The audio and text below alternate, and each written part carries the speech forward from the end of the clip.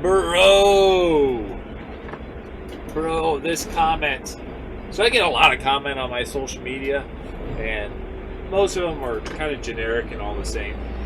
But this one, there's a lot to unpack. I really enjoy this one. Now, the average consumer is probably going to look at these numbers and think those are the most important numbers to look at.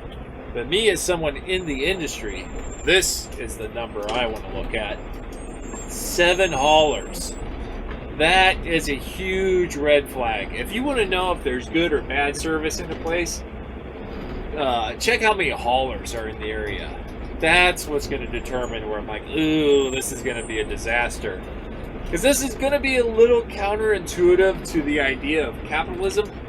The fundamental idea of capitalism is you want to avoid, I mean, this is my fundamental understanding. Your understanding might be different.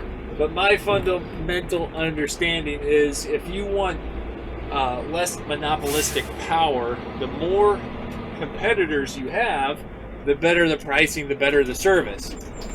And that's true to some degree. Like if you're going for contracts in an entire town, having multiple people compete can maybe get you a better value, but having multiple haulers in a town competing for individual customers is a recipe for disaster. So I want you to, like, this is a tricky video to do because I'm doing it while I was running my route, and I'm just talking to myself as I drive, which is not totally unnormal or unnatural, whatever the word is. And what I want you to notice is how fast I'm going, which is not fast at all. Like, I probably won't break 10 miles per hour in the entire time I'm talking and running this route. And it's because I have really good density. I have cans every few houses. There's one other competitor in this area, and so I don't have every house, but I have a good number. And I have this little tablet here where I'm just checking off stops that are out or not out. Now, because I have density, we can stay competitive in pricing because I don't have to go far or fast to get to my next stop. Because the one rule about garbage trucks is if I'm driving from one can to the other, I am costing money. Like, okay, so you have to pay the driver, you have to pay for the operating cost of the truck. That is incurring cost. And then there's the weight of the trash you put on, but that's a different topic. But generally, this right here is costing money to travel. Now I can see my next can. I'm going to let that guy leave. So when I'm servicing a can, that is when I'm making money. Because part of our revenue, not part of it, all of our revenue is based off of just this simple action of grabbing a cart, emptying its contents, and leaving the customer with an empty cart. So we do a little peek, yep, it's empty, we set it back down. Okay, that made money. Based off our pricing, we probably are making like $5 something per can, $5 or something per can per week. Because it's $26 a month is what our rate is. So if I can run 90 stops an hour, again, at the pace that I'm running, which is 9 miles per hour right now, and coming up to my next can, if I can make 90 stops an hour at $5 or more per can, it's $450 to $500 of revenue per hour. Okay, so that revenue is what helps us pay for this truck. This can here, I hate this can.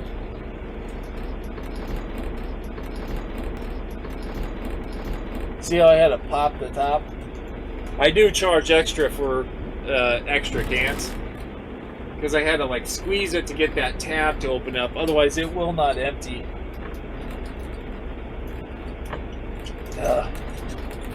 They don't stand. Oh gosh. Yeah. Okay. So anyway, now I gotta sneeze. Woo! Okay. So we're doing $450 to $500 an hour. So what that's going to cover is the cost of the operational costs for the truck, preventive maintenance and all the fluids and stuff that gets put into the truck or used on the truck. Additionally, you have all the weight that you put on. So at the end of the day, when we tip it, there's a bill for the garbage company to pay for the disposal of all the trash we picked up. So that's what that $500 an hour pays for. And the driver. Probably shouldn't forget that. And if you want to stay competitive and get good drivers, you probably want to offer them some sort of health insurance or retirement. Not everyone does. There's a lot of companies out there where they hire a guy and there's like no benefits. There's no insurance, no retirement, nothing. It's like, this is what you get paid per hour. And a lot of times it's not that much.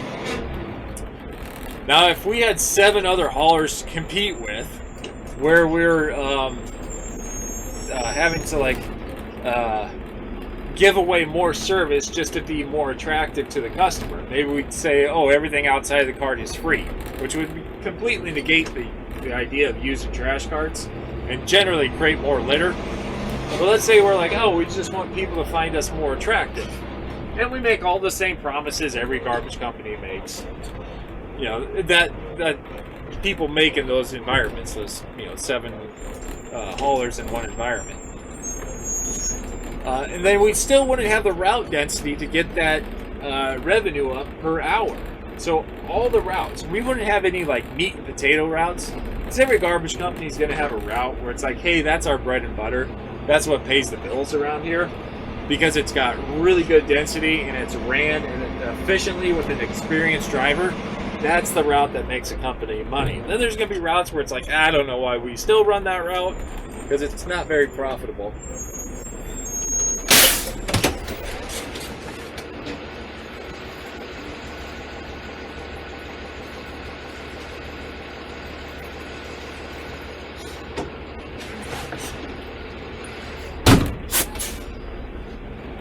For the most part, we've set up all of our routes to be profitable. They're good. They're healthy. And because they're good and healthy, we hire guys that are experienced, because you have to be able to offer them money to get experienced drivers to come over. And when you get experienced drivers that are safe and competent and consistent, you can build a really good company off of that consistency.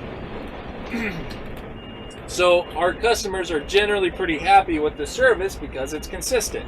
All these stops that I'm running right now are probably serviced within the same 30 to 40 minute window, maybe even 20 to 30 minute window. It's pretty consistent. They kind of know when I'm going to show up. And you can build a company off of that. Now, if you got 7 companies all competing for the lowest possible price, and they're driving farther and having to drive faster in between those stops, one's going to increase your rate of incident because it's just more mileage, and it's going to increase your cost of operation because you're spending more time driving, which I said driving is what costs money. Servicing is where you make the money. So you're spending more time driving than you are servicing. You spend more time spending money than you'll do making money. And then what you want to do is find out, where can I cut corners so I can afford to run these routes? Well, I'll just pay less. I can either charge customers more or I can pay my guys less. So they start paying less or finding how low they can go. This is a tricky one.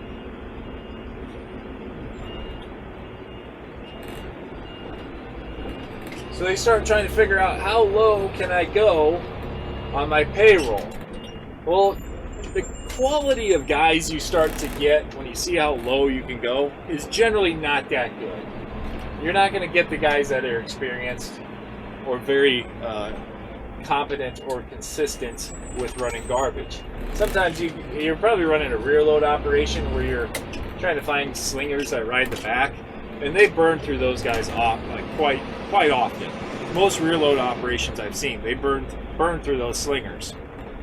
Slingers are the guys that ride the back and throw all the trash in the back. And then there's operations where they can't find slingers, so the driver is getting out at every stop and he's servicing every can and getting back in the truck and drive it to the next one. It's a good way to burn through your labor. So if you're burning through your labor and you're bringing in new guys, these new guys are going to be lost more often. They're not going to be as efficient. And generally they're going to get stressed easier, which means they're going to want to quit quicker. Unless the pay's really good. And like I said, the pay's probably not that good. So you got guys that are always tired, always lost, and not paid very well. So they're going to quit.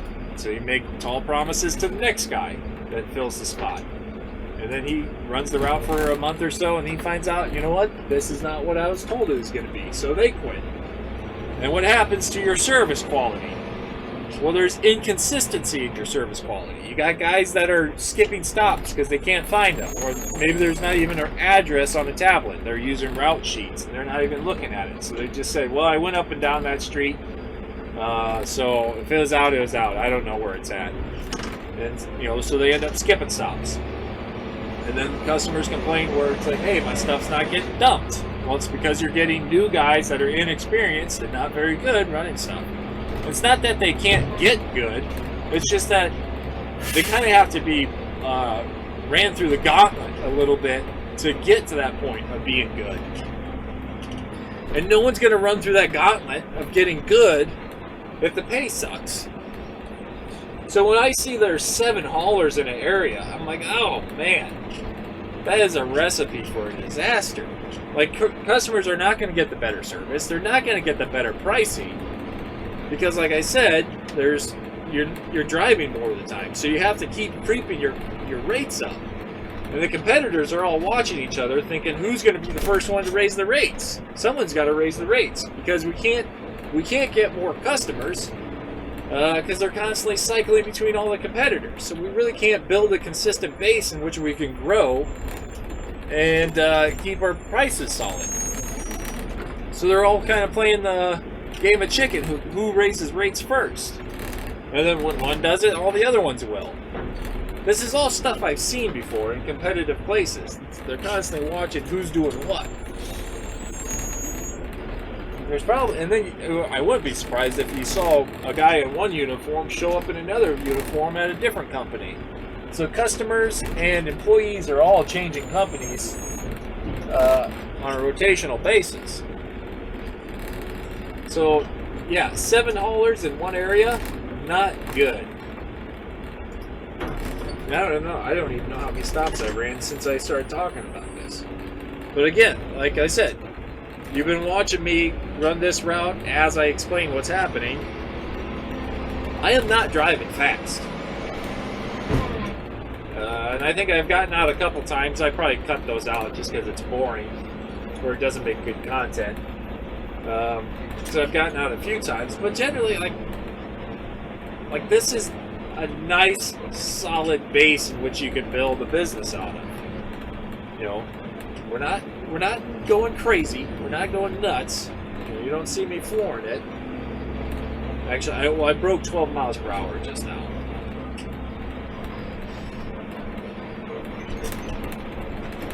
So that's about as quick as I'm going to go.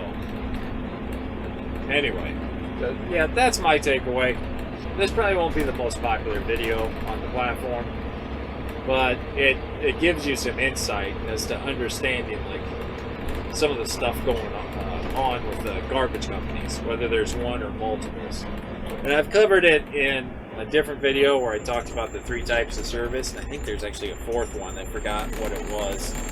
But the 3 being a city collecting fees to pay for city employees, a city collecting fees to pay for a private hauler contract. So, the city would bid out to have a hauler come in and do the whole town. And then there's an open market where it's just anyone can get a truck and start running garbage. And that we operate in that 3rd one, and it's a little messy. It's not ideal, but there's only 2 competitors in this place, in this town, competing. If there was 7, what a disaster. You'd have residential streets that would have 7 garbage trucks running up and down it just to service the garbage. That's grossly inefficient. And then think of all, if you're into environmental concerns, having 7 haulers all taking garbage trucks out to run garbage trucks at like 20% of their efficiency, they're all burning diesel to pick up trash at a rate that's far less than what they're capable. Like this truck can do 200 stops an hour in the right conditions. If I had every house, one right after another, we'd be able to charge less per month and then actually be more profitable. Because instead of 90 stops an hour, I could probably do 200 stops an hour. So you have one truck doing as much as like 3 trucks in one of these areas where there's 7 haulers. Because I'm actually picking up trash most of the time instead of driving to and from my stops. Anyway, that's something to think about. At least that's what I think about when I'm driving around. It's a really good comment, though. It's really stirred some interesting thought. I guess follow, subscribe, post some interesting comments or questions. Maybe I'll make another video.